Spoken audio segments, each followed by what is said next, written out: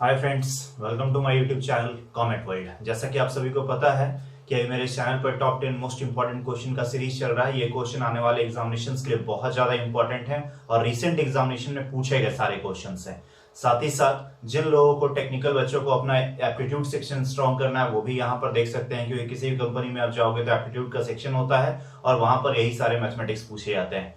तो यहाँ पर मेन जनरल कंपटीशन की जो तैयारी कर रहे हैं बैंक, एसएससी, रेलवे की, उनके लिए मेन ये चीज है कि आप इस अप्रोच के ऊपर ध्यान दें, क्योंकि ये जो अप्रोच है बहुत डायनेमिक अप्रोच है और इसी अप्रोच से अगर आप चलोगे तो एग्जामिनेशन आप क्रैक कर पाओगे। अदरवाइज फिर आपको प्रॉब्लम क्रिएट होने स्टार्ट हो जाएगी, क्योंकि अगर आप कन्वेंशनल मेथड क्लासेस में जो कन्वेंशनल मेथड पढ़ाए जाते थे 8 9 10 में, अगर उन मेथड से जाते हो तो फिर बहुत ज्यादा मुश्किल क्रिएट होगा, क्योंकि इतने कम समय में आप नहीं बना पाओगे। तो मेन मुद्दा होता है टाइम, और कैसे टाइम को सेव करना है वो मैं यहाँ पे बताता हूँ वीडियो पे। जब भी यहाँ वीडियो में क्वेश्चन आए तो सबसे पहले आप क्वेश्चन को पॉज करो और फिर वीडियो को पॉज करने के बाद खुद से बनाकर देखो और फिर यहाँ पर देखो कि क्या अप्रोच है, क्योंकि जब तक आप कंपैरिजन नहीं करोगे तब तक आपको नहीं पता चलेगा कि मैं क्या बता रहा हूँ और आप क्या सीख रहे हैं। केवल वीडियो देखना नहीं है, साथ ही साथ आपको कॉपी और पेन लेकर आपको क्वेश्चन बनाना भी है। आज का ये सेट नंबर 9 आप जैसा कि आप देख रहे हैं, ये सेट नंबर 9 है। इस सेट नंबर 9 के 10 क्वेश्चंस की स्टार्ट करते हैं हम पहले क्वेश्चन के साथ।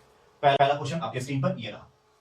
पहला क्वेश्चन क्या कहता है कि an equilateral triangle having a side of 12 centimetre each, find its circum radius. अच्छा देखिए, एक दो होता है, एक होता है इन रेडियस और एक होता है सर्कम रेडियस। दोनों के बारे में बताऊंगा, दोनों बड़ा ध्यान से देखना, क्योंकि यहां पूछ रहा है आपसे क्या, यहां सर्कम रेडियस के बारे में पूछी है ये बात। तो सबसे पहले एक इक्विलेटरल ट्रायंगल बनाते हैं हम और उसके बारे में मैं आपको बता दूं कि ये एक इक्विलेटरल ट्रायंगल है जिसके तीनों साइड आपस में क्या है, बराबर है। अगर एक सर्कल जो इसके तीनों वर्टिसेस को टच करता हुआ इसके बाहर से चला जाता है तो ये इसका जो रेडियस होगा वो क्या कहलाएगा, सर्कम रेडियस। और अगर कोई अंदर से चला जाता, मैं यहां कलर चेंज करके बता देता हूं कि अगर अंदर से जाता यानी ये तीनों पॉइंट को टच करता हुआ कोई सर्कल इस तरह से चला जाए तो उसको हम लोग क्या कहेंगे, इन रेडियस कहेंगे। तो इसकी रेडियस को इन रेडियस और बाहर वाले को हम लोग क्या कहेंगे, सर्कम रेडियस कहेंगे। यहां पूछा जा रहा है आपसे सर्कम रेडियस और इसका साइड क्या दिया हुआ है 12। देखो मैं यहां पे बताया तो दोनों बता देता हूं, क्योंकि ये पूरा जो हाइट होता है, लिसन ध्यान देना कि ये पूरा जो हाइट होता है यहां से लेकर यहां तक, ये पूरा इसका क्या होता है, √3/2 इंटू ए होता है। और ए की वैल्यू यहां पर क्या दी हुई है, 12। यहां देखो साइड कितना दिया हुआ है, इक्विलेटरल ट्रायंगल का 12। और वही चीज यहां भी हम लोग कर लेंगे, सर्कम रेडियस और इन रेडियस दोनों के लिए √3/2 इंटू 12। अब जरा ध्यान दो कि ये जो होता है यहां पर, ये इन रेडियस हो गया ये नीचे वाला और सर्कम रेडियस हो गया ऊपर वाला, और ये पूरा का पूरा किस रेशियो में डिवाइड करता है, 2:1 के रेशियो में डिवाइड करता है। मतलब यहां तक आपको करेगा 2 में और नीचे करेगा 1 में। तो 1 अगर निकालना हो तो यहां पर हम क्या करेंगे, 1 अपॉन में टोटल कितना है 3, इसको सॉल्व करेंगे तो ये क्या दे देगा, इन रेडियस। और अगर सर्कम रेडियस चाहिए तो ये ऊपर वाला क्या है 2 और अपॉन में टोटल हम लोग क्या करेंगे 3, तो ये क्या दे देगा टोटल। ये 3 कहां से आ रहा है, 2 + 1 3 टोटल इसका है। और ये टोटल में से हम लोग 1 पार्ट निकाल रहे हैं तो ये इन रेडियस हो गया, और 2 पार्ट निकाल रहे हैं तो वो क्या हो गया, सर्कम रेडियस। क्योंकि हमसे सर्कम रेडियस पूछ रहा है तो ये 2 और 2 कैंसिल हो जाएगा, 3 से 4 टाइम्स में चला जाएगा और यहां पर आ गया 4√3। 4√3 है ऑप्शन में, yes option B is here. और यही इन रेडियस पूछता तो आप इसको कैलकुलेट करके मुझे ऑप्शंस यानी कमेंट में बताना कि इसका आंसर क्या है। चलते हैं अगले क्वेश्चन पर, that is question number 2। Question number 2 क्या कहता है कि if the numerical value of the circumference and the area of a circle are same then find the diameter, it's diameter. Listen ध्यान दो, सबसे पहले एक सर्कल बना लेते हैं और सर्कल का दो चीज सेम कर रहा है। एक कहता है न्यूमेरिकल वैल्यू किसका, सर्कमफरेंस का, और न्यूमेरिकल वैल्यू किसका, एरिया का। दोनों क्या है आपस में सेम। तो देखो सर्कमफरेंस ऑफ द सर्कल क्या होता है 2πr और एरिया ऑफ द सर्कल क्या होता है πr²। अब कहता है कि find the diameter of the circle. अब डायमीटर मुझे निकालना है तो यहां से ध्यान दो कि एक रेडियस से एक रेडियस कैंसिल होगा, पाई से पाई कैंसिल होगा, तो r का वैल्यू क्या आ गया, r का वैल्यू आ गया 2। और जब r का वैल्यू 2 आ गया, रेडियस 2 है, तो डायमीटर क्या हो जाएगा 4 centimetre. Is there is option, yes option B is correct. तो देखो कि कैसे ज्योमेट्रिक क्वेश्चंस को हम बहुत आसानी से बना रहे हैं और क्या अप्रोच यूज कर रहे हैं, कभी कन्वेंशनल मेथड पे मैं नहीं जा रहा हूं। चलते हैं अगले क्वेश्चन की ओर, that is question number 3। Third question क्या कहता है वो देखते हैं। बड़ा अच्छा सा क्वेश्चन है, यहाँ पे ध्यान दो। ये देखने में बड़ा आसान लग रहा होगा कि क्या ये सब इजी क्वेश्चन है, और यही सब क्वेश्चन आते हैं जो कि एग्जामिनेशन में फंबल करके आते हैं तो, और बनाने में आपको काफी ज्यादा मुश्किल आती है। तो यहाँ पर देखते हैं क्या होगा जब इस क्वेश्चन को मैं सॉल्व करने चलूं तो क्या मैं यहाँ पे ये चीज को अगर कवर अप कर दे रहा हूं तो कुछ आपको समझ में आ रहा है कि ये क्या हो रहा है, a² - b²। यस, तो a² - b² होता क्या है, a + b और a - b।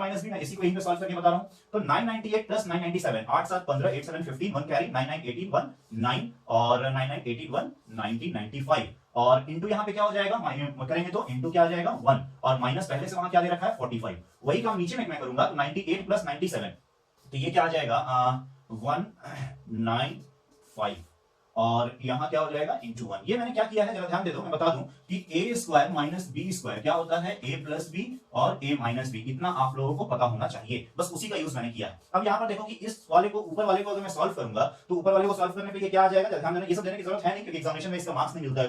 तो ये क्या हो जाएगा 1950 और नीचे में क्या हो जाएगा 195। अब माइनस कर देना और इसको सॉल्व करेंगे तो ये कितना आ जाएगा 10। Is there is option, yes option A is here. तो ये सब क्वेश्चन एग्जामिनेशन में बहुत ज्यादा दिक्कत करेंगे कि कैसे इसको सॉल्व करोगे, स्क्वायर करोगे, तो वो सब करने की जरूरत नहीं है, आप डायरेक्ट करके देख सकते हो। चलते हैं अगले क्वेश्चन पे, that is question number 4। Question number 4 क्या कहता है, बहुत ही अच्छा क्वेश्चन। आप देखोगे, देखने में आपको लगेगा कि सर क्या आप इजी क्वेश्चन करवा रहे हो, लेकिन बात मानो कि यही सब क्वेश्चन आप खुद से पहले वीडियो को पॉज करो और बनाओ, और वाजिब सी बात है कि ऑप्शन में आप फंबल करोगे, और दूसरी बात कि आपको बात का कांसेप्ट भी नहीं पता होगा। इस बात के कांसेप्ट के लिए मैंने एक अलग से वीडियो बना दिया है, प्लेलिस्ट में मेरे चैनल पर जाना और नंबर सिस्टम में एक अलग से रेकरिंग और नॉन रेकरिंग नंबर्स के लिए वहां पर होगा, उसको प्लीज आप देख लेना। यहां पर क्या कहता है 0.83, और चूंकि केवल 3 के ऊपर बार लगा है इसलिए मैं डायरेक्ट यहां पे बता रहा हूं इस चीज को सॉल्व करके। ध्यान देना कि यहां क्या हो जाएगा 83, और चूंकि 8 के ऊपर बार नहीं है तो माइनस क्या हो जाएगा 8 अपॉन में केवल 3 के ऊपर बार था, 1 के ऊपर बार था तो 9 और 0, और यहां क्या है डिवाइडेड बाय, ये ध्यान देना ये डिवाइडेड का साइन है, तो डिवाइडेड बाय यहां पर क्या हो जाएगा 7.5 बाय 10 अगर करूंगा तो इसका पॉइंट कैंसिल हो जाएगा। ये न्यूमरेटर का मैंने काम कर दिया। अब डिनोमिनेटर का काम करता हूं तो ये 2.321, यहां से सारा कुछ आप समझ जाओगे कि आखिर मैं इसको कैसे सॉल्व कर रहा हूं। ध्यान देना कि ये क्या हो जाएगा 2 होल 321, और चूंकि जिसके ऊपर बार नहीं है उसको क्या किया जाता है माइनस किया जाता है, जितने के ऊपर बार है उतनी बार पीछे 9 लिखा जाता है और एक 0 लगा दिया जाता है। ये तरीका ध्यान देना। फिर माइनस करूंगा मैं, और इस बार 98 है, और माइनस अगर मैं 0 करूंगा भी तो कोई फर्क पड़ेगा नहीं, क्योंकि 0 के ऊपर बार नहीं था और 2 के ऊपर बार था, तो यहां क्या करेंगे 990। बस इसको आपको ये पता होना चाहिए। मैंने इसको लिखा इसलिए ताकि आप जान पाओ कि रेकरिंग वाले यानी बार वाले नंबर्स को कैसे डील करते हैं। अब इसको मैं सॉल्व तुरंत करके बता रहा हूं, ध्यान दो। इसको जब मैं सॉल्व करूंगा तो ये क्या आ जाएगा 75 by 90, यहां से ध्यान दो 75 अपॉन में 90 और इनटू ये 10 ऊपर चला जाएगा और 75 कहां आ जाएगा नीचे में, और डिवाइडेड बाय, देखो अब इसको मैं सॉल्व करूंगा तो ये कितना आ जाएगा 318, और 318 माइनस 98, देखो 2 होल 318 माइनस 98 अपॉन में क्या हो जाएगा 9 9 और 0।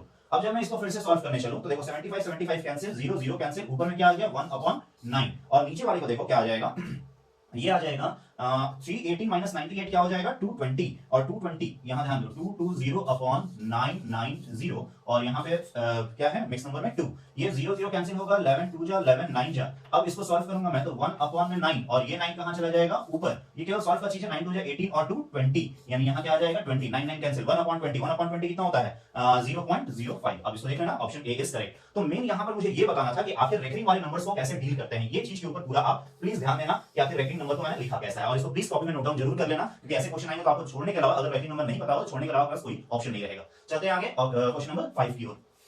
क्वेश्चन नंबर 5 क्या कहता है, ये बड़ा आसान सा क्वेश्चन है, लेकिन फिर भी लोग ना जाने क्यों इसमें 10 सेकंड से ज्यादा समय लेते हैं। आप खुद से बनाओ, पहले वीडियो को पॉज करके देखो कि क्या 10 सेकंड के अंदर बना पा रहे हो। क्या कहता है फादर और सन की एज का रेशियो क्या है 7:3।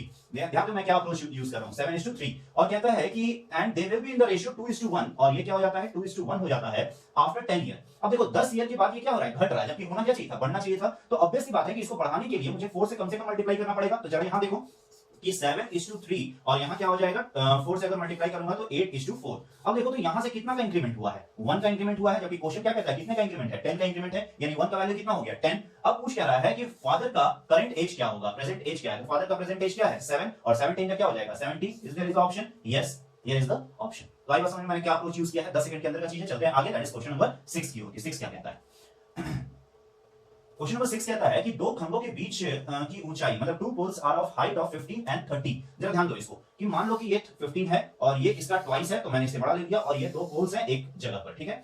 तो अब क्या कहता है कि ये 15 का है और ये कितने का है ये 30 का है, ओके। और कहता है कि रिस्पेक्टिवली आर 36 मीटर अपार्ट, और ये दोनों जो दूर हैं एक दूसरे से वो कितने मीटर अपार्ट हैं 36 मीटर अपार्ट हैं।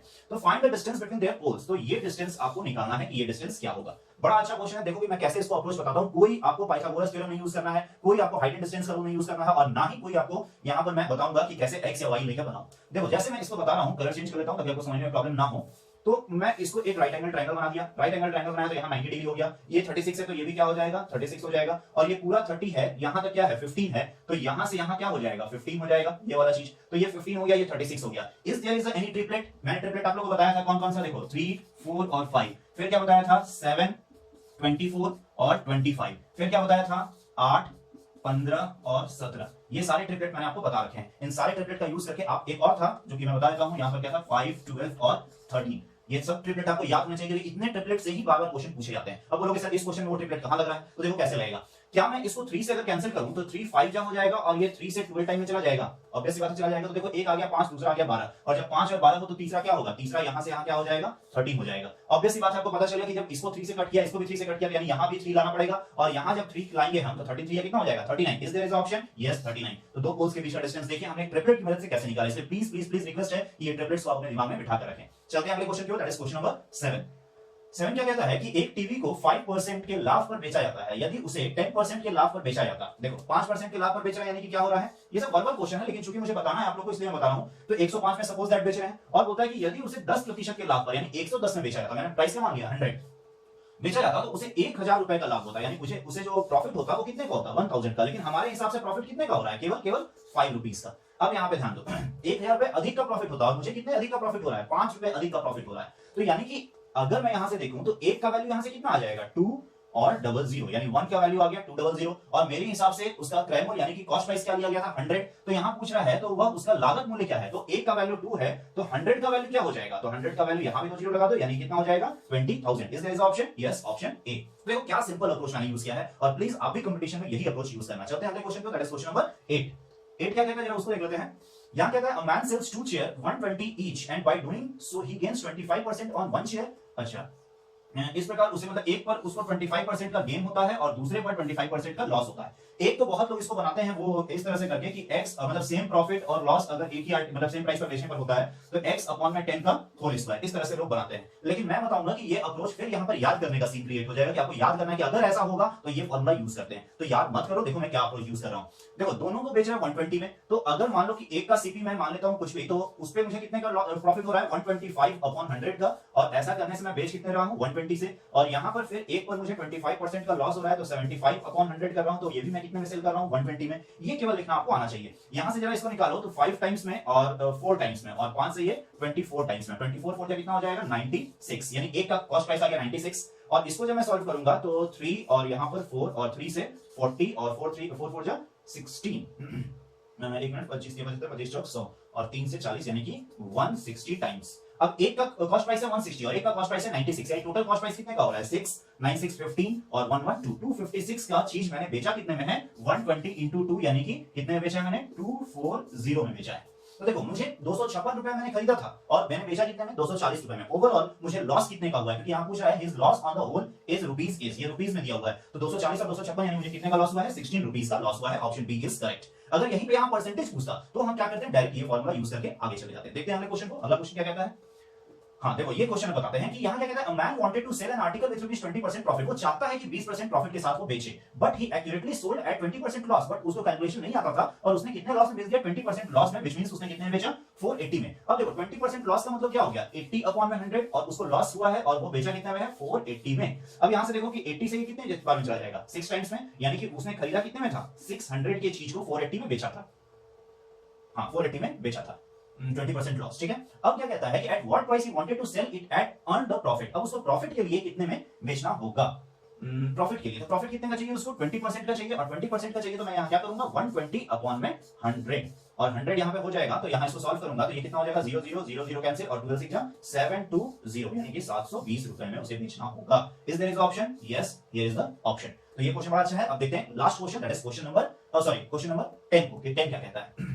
ये आज का लास्ट क्वेश्चन, इसको देखते हैं। एक वस्तु को 5% की हानि के बजाय 5% की लाभ पर बेचा गया, मतलब जहां उसको 5% का हानि हो रहा था तो आप 100 - 5 यानी यहाँ क्या ले लो 95, और अब वो कितने बेचना चाह रहा है 5% के प्रॉफिट पर, तो यहाँ क्या ले लो आप 105 ले लो। अब क्या कहता है कि द मैन गेन ₹5 मोर, ऐसा करने से उसको केवल कितने अधिक मिल रहा है +5 केवल मिल रहा है, जो कि हमारे हिसाब से कितना मिल रहा है 95 और 105 के बीच डिफरेंस कितना है 10। हमारे हिसाब से 5 मिला लेकिन उसके हिसाब से 10, यानी 10 की वैल्यू है क्वेश्चन के हिसाब से 10, हमारे हिसाब से 10 और क्वेश्चन के हिसाब से 5।